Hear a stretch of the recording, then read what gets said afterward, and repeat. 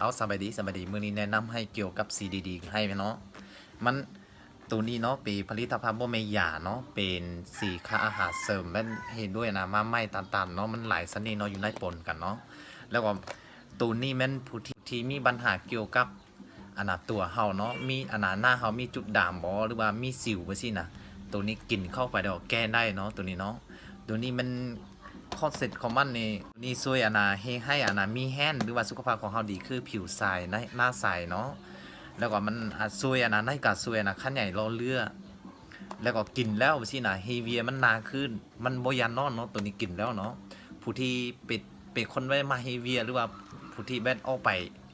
ปงานประจำนะตัวนี้กินเลยเนาะแนะนำมันดีที่สุดแล้วตัวนี้เนาะตัวนี้มันบ่ได้ช่วยลดน้ำหนักเนาะแต่ว่าช่วยสุขภาพของเราดีขึ้นเนาะตัวนี้แม่ช่วยควบคุมน้ำหนักได้เนาะแล้วก็มันดื่มแล้วสินะไขมันเอาไว้ที่สุดแล้วตัวนี้เนาะมื้อนึง2 มื้อนี่กินแล้วเรารู้สึกแล้วมันเป็นแนวใดเนาะตัวนี้เนาะแล้วก็มันเฮให้บำรุงมันบำรุงรอเลือดบ่ขั้นใหญ่เส้นเลือดเนาะตัวนี้เนาะก้อนนึงมีอยู่ในมี30ซองเนาะจะหน่อยวิธีกินหรือว่าเป็นอะไรให้เบิ่นเนาะแต่ว่าขอบคุณยี่ก็มีเนาะขอบคุณยี่มันสีสีชมพูเนาะเป็นแนวนี้เนาะอันนี้ขอบคุณยี่ขอบคุณไซเนาะตัวนี้เนาะเอาเบิ่นเนาะวิธีกินเป็นแนวใดเนาะมันง่ายๆเนาะบ่ได้ยากเนาะ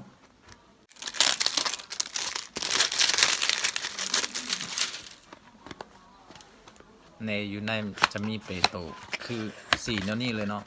อยู่ในมี30ซองเนาะมันซองมันเป็นแนวนี้เนาะเนี่ยอยู่ในมี30ซองเนาะเอากันเลยน้ำนี้ประมาณนี้ก็ได้เนาะ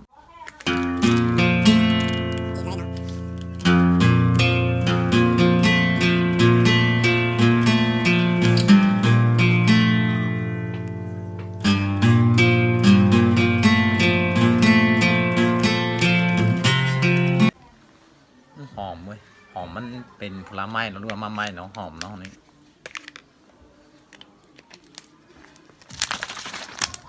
มันกินง่ายๆเนาะมันกินบ่ได้ยากเนาะมันแต่เอาจีดโซแล้วก็เทปใส่แล้วก็เอามันขั้นใหญ่แล้วก็มันดื่มเลยมันสบายเนาะ